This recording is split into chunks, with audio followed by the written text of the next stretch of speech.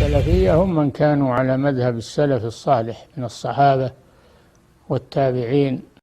Et la règle et le principe qu'on doit suivre par rapport à ces choses-là, c'est que toute chose surnaturelle qui peut apparaître à la main de quelqu'un ou par la main d'une personne, il faut regarder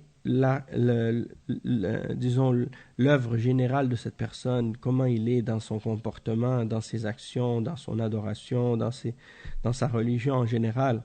Et si on constate que cette personne fait partie des musulmans qui sont pieux, qui sont croyants, hein, alors on dira cette chose c'est une karama, hein, un prodige qui vient d'Allah.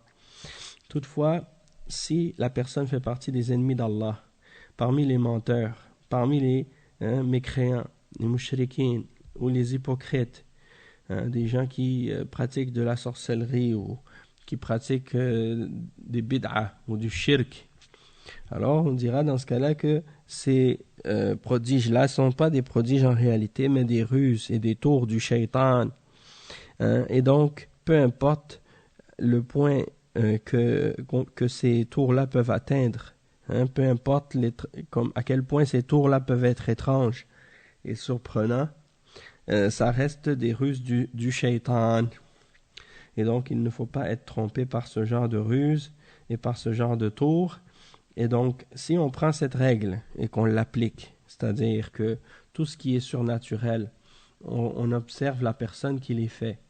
Hein, comme disaient les salafs.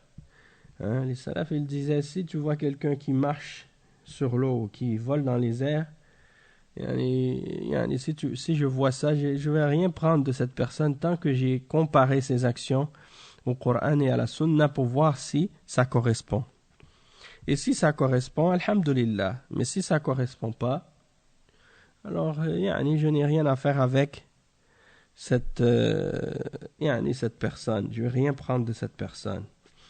Et donc ça, c'est la règle qu'on doit respecter et qu'on doit prendre en considération pour être sauvé justement de tomber dans ce genre de ruse et des ambiguïtés de ce genre. Donc il faut être très vigilant.